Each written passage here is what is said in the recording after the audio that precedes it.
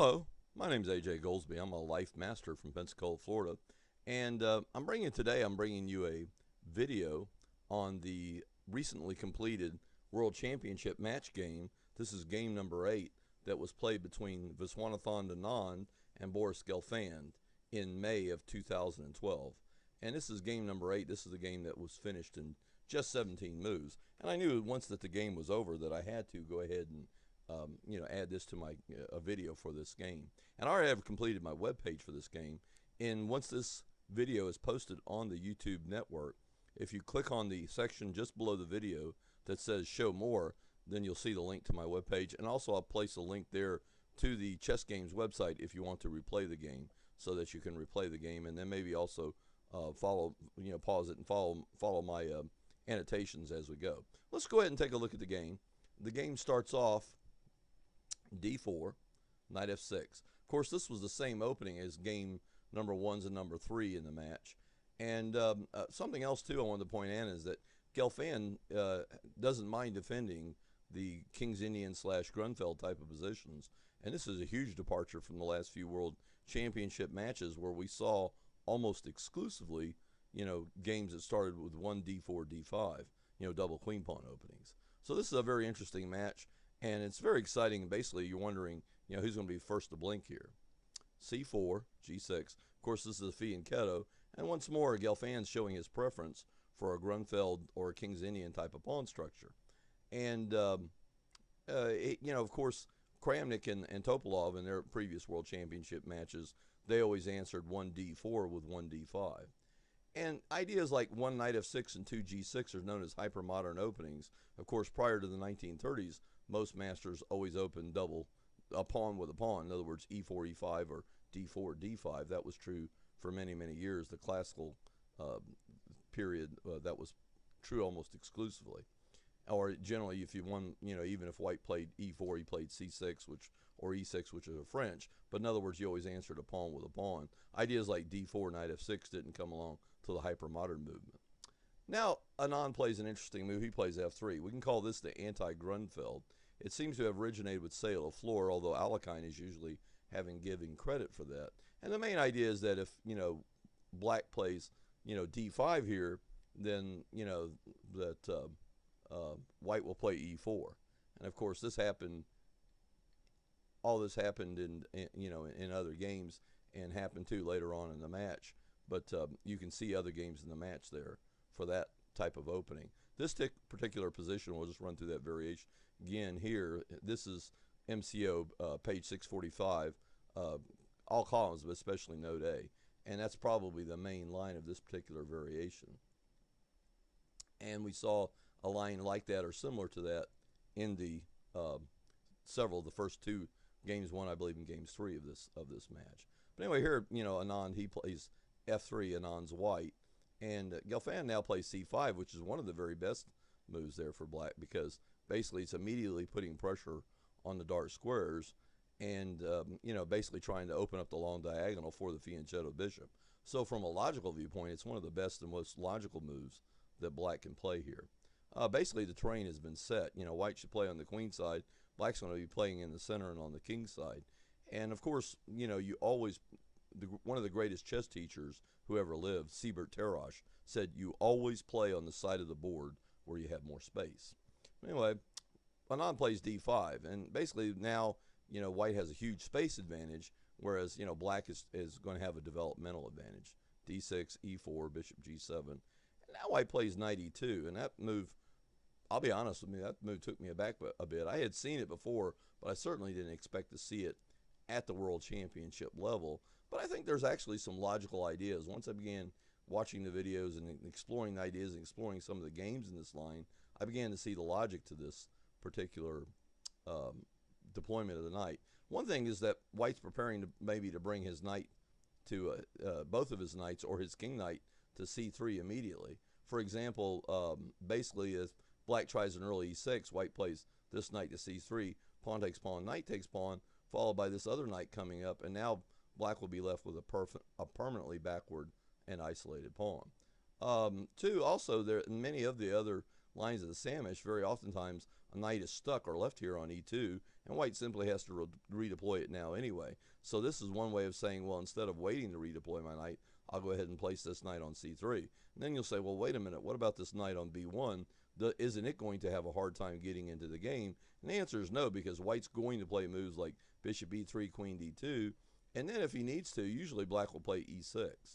And, you know, sooner or later, once black plays e6 and takes on d5, white's going to play c takes d5. Then the knight on b1 has a very simple development of knight to a1 to c4, and it can get into the game very simply that way. And there's many other ideas, and this was all played in the game, first seen in the game Matthew Sadler versus Kachiev. It was a tournament in Ingien-les-Bains in Paris, France. And black actually won a long, tough game. It was 0-1 and 44 moves, although the game can be improved on in many, many places. And this is all interesting stuff here. And basically, if you want to go back and look at this, again, I have many alternatives here. All that's mapped out on my webpage.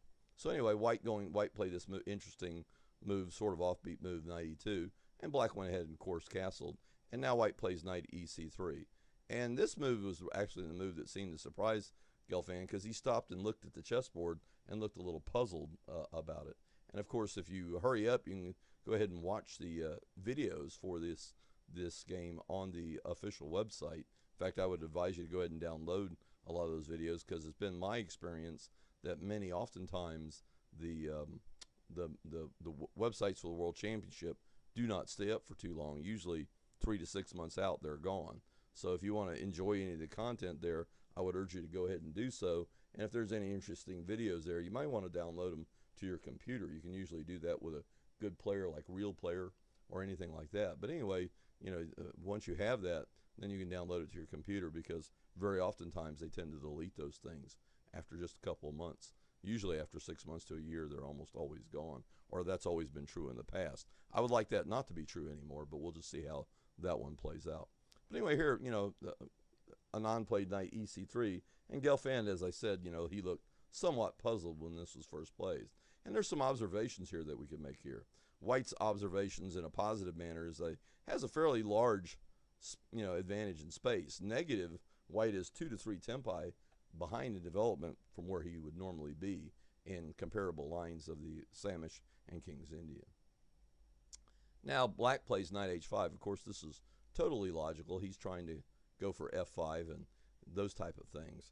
Now, black's next move is somewhat surprising once again, but this is if you don't understand the way chess works. And the way that chess works a lot of times in master level chess, white will say A and black will say B. And what I mean by that is that when one side tries to do something, the other side usually tries to stop him from doing that. And here we have exactly that kind of situation, in that black's trying to get in e5 and f5. So white's next move, he plays bishop g5, and the main idea of this move is to inhibit black or prevent black from playing an early e7 e5. And moving on with the game, black plays bishop f6. So that move was a little bit shocking there. You want to say, oops, what the heck is the idea there? And but really it's logical in a way. First of all, white's dark squared bishop, if left where it is, can be quite annoying. And secondly, black will never play e5, as I've already pointed out. So basically black says, well, let's go ahead and exchange that thing off and get rid of that. So white takes, and now once more black plays a rather provocative move, somewhat surprising move. He plays e takes f6. And basically it's surprising to see black double his own pawns, but this move half opens the e-file and also prepares to use this f-pawn. White will now have 2 f-pawns to attack the center. In other words, f5 takes, and then another f5. And then he can play knight d7, e5, and black can probably get a pretty good game. What I'm trying to say is probably these double pawns won't stay on the board for an extended period of time. They're going to immediately become liquidated. And again, too, the idea of black playing his bishop to f6 square, this accentuates the idea once more. Black says, hey, I'm way ahead in development, and I want to stay ahead in development. White takes back here. I think there's another factor too, and while some people may deny it or may want to downplay it, certainly there's the idea that the day before Anand had lost the game, and he had lost the game pretty badly with the black pieces in, I believe that was game 7. And when you lose a chess game, especially a world championship match, it's very easy to lose another one and lose another one. There's been many examples of that, getting a bad position, and that can cause a catastrophe where you wind up losing several games in a row. So I think what Anand was trying to do at this point was maybe somewhat the idea of hold the fort, and certainly not necessarily play for a quick win, but just playing for solid chess, whereas Black may be saying, hey, let me knock this guy back on his heels while I've got him reeling. Let's go ahead and see if we can't deliver the knockout blow, because this match, unlike historically many of the other World Championship matches, which were 24 games or unlimited length, this particular match was only 12 games long. So to win to win two games back-to-back would almost, in my opinion, be an insurmountable hurdle for the other side to overcome.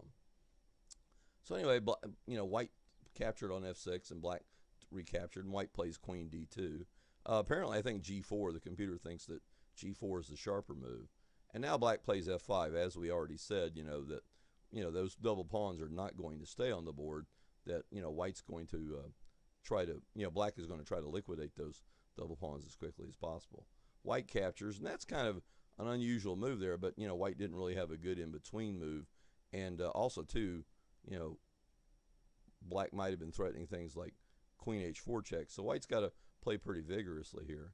And this forces Black to take back on bishop f5 too. The whole idea is challenging, and now White plays g4. Okay, now Anand he shows that he had courage, both courage and unlike what a lot of people said, that Anand's lost it, or he doesn't have his game on, or all this other stuff. Then at the critical point, he did not shy away or did not stop himself from playing the very sharpest move. And now Black, Gelfand, plays a rook check, and a lot of people criticize this rook check. This looks like a very natural move to me. And if White had responded badly, like bishop e2, allowing queen h4 check, then White could have gotten a lot of trouble. In fact, apparently White has to misplace his own king now. He is literally forced to play his king over to d1. And give that move an exclam. That's not a value judgment here. All the engines verify that that is White's best move, and certainly the move should play. Certainly an unnatural move or an anti-intuitive move. In other words, normally you do not want to move your king and leave your king stuck in the center early in a chess game. Usually that leads to a problem because you can't castle most of the time. But here we have one of those ideas, or one of those times where we see a clear violation of what the little rule of thumb about not moving your king early in the game and losing your castling privileges. Here White purposely does that. I also too think, psychologically speaking, that might have been the move that caused Gelfand to say, wham, hey, he's not playing his best chess here. This creates a weakness here on this square here. If I can go after this weakness. Something happened in Gelfand's brain. He may not deny it, or he may not even talk about it. He may deny it, actually, or he may not want to talk about it. But I think at some point he had to just say, you know what, I'm gonna go ahead and go get Anand and knock him out of the box. Of course, Black's next move is pretty much forced. If he doesn't play that, then he gets in a lot of trouble. Of course, there was no way here that White was going to retake with the knight. The rook capture is pretty much forced. And now you get queen f6, and this move is just a blunder. However, in Black's defense, in Gelfand's defense, all the annotators who were not using a chess engine recommended this move. In fact, on the official website, I believe the two commentators for this game were Liko and Nepomanashi. I'm not sure if I'm saying his name anywhere near correctly, but anyway, he's the young man who just recently won the European individual championships. He's about 20, he's in his early 20s. And they were both the official commentators, and both Liko and Nepo felt like that was the correct move there. And I also was bouncing around several other websites, and several annotators also said, oh, that's a great move. That's a natural move, maybe even winning for Black if they weren't running a computer in the background. And some the commentators they actually don't want them doing that now, because they'd rather have, it's very boring in my opinion, if you have a computer running in the background. The annotator, if he's got a computer running in the background, he's not going to make any mistakes. And he's basically always going to know what's best, and it makes him seem a little bit smarter than he actually is. Whereas if you force him to turn off the computer and just talk about the game as he sees it, then yes, he may make mistakes like that, but that's a more honest approach to the game. And then of course later you can always check to see what the computer says is the best move, because the computers never make those type of mistakes.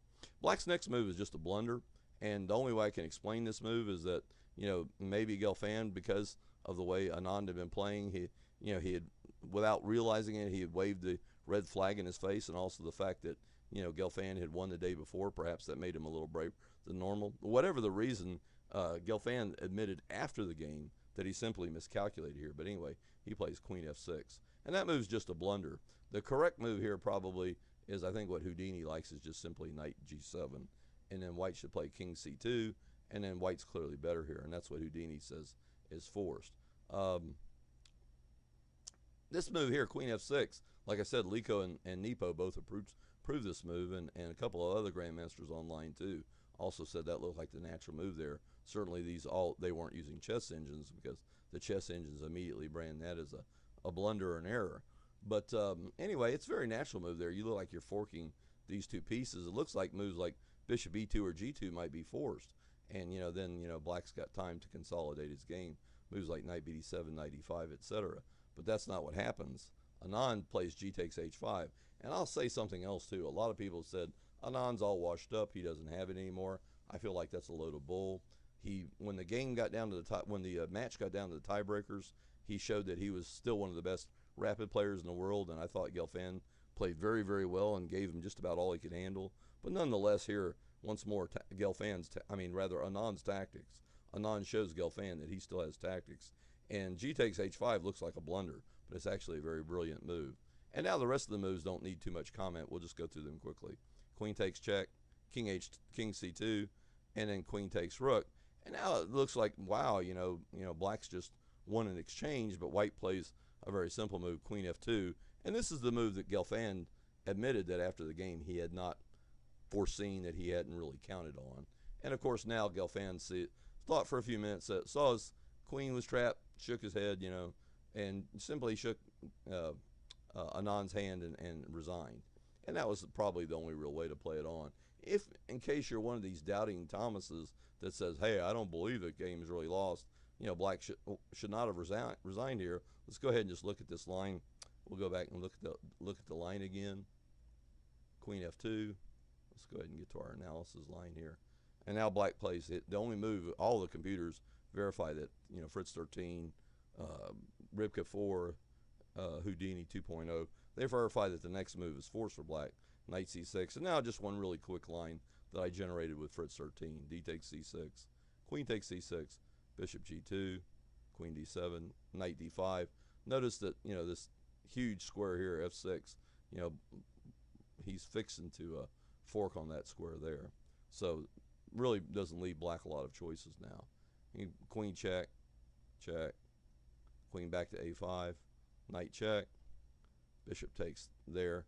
And now, what's going to happen now is both rooks are hanging, and the analysis, if you use any computer engine, you'll clearly be able to see that basically Black's going to lose back at least one of his rooks, and White will remain a piece up with a relatively easily won game. He can play moves like Bishop takes, here or whatever, and then Queen F4 and H6 check. And once White regains the exchange, it's a fairly simple win, because White gets the rook back, he's basically just be up a piece. And obviously Gelfand didn't feel like playing that particular line out. And what was really curious is, the final position. It's just really kind of amusing in a way that, a player of Gelfand's caliber could miss a move like that, but also just the fact that,